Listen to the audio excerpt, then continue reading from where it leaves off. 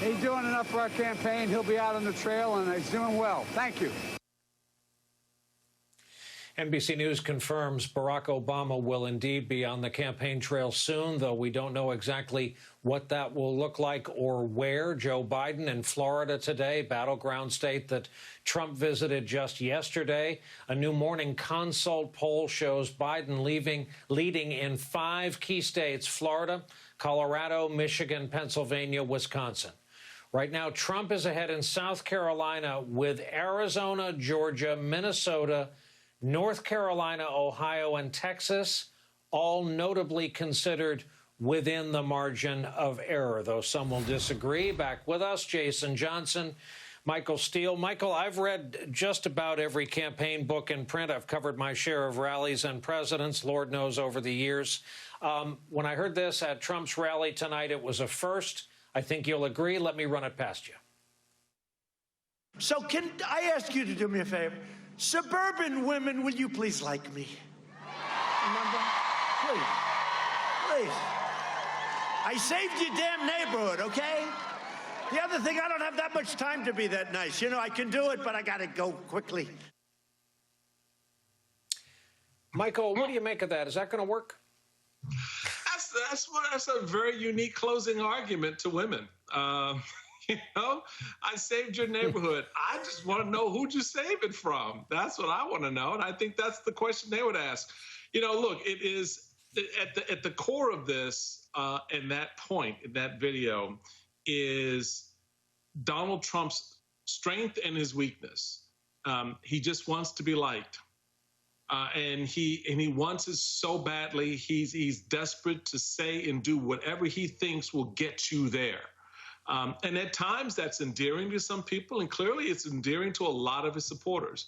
But for a lot of folks, it's at this point it's just rubbed them raw, because in that desire to be liked and for people to like him because he's done something that he thinks he's done for them. He loses sight of the needs of those very same people, the things that they want, that he wants them to, him to like them. Could you at least show some empathy and concern and interest in me? So it's like that relationship where one side wants all the love coming to them, but there's nothing reciprocated. And so you can't say to voters, well, I saved your damn neighborhood, or black unemployment is the lowest it's ever been, or I gave your HBCU some money, so why don't you like me? Well, because you're still an ass. That's why. And that's the part that he doesn't get, is that you got to complete the rest of the relationship with the voters. That's why you're behind in Georgia and in places like Texas, where you're dead even in Texas 3 weeks out. Come on, man. Or as a British screenwriter might put it, just a boy standing in front of suburban women asking them to love him. Hey, Jason, help get us out of this. What's the Obama factor going to be like? And let's spread some tough love around. Do Democrats have reason to say, look, with all this early vote already done and dusted, in and potentially perhaps counted, should Obama have been on the road earlier than this?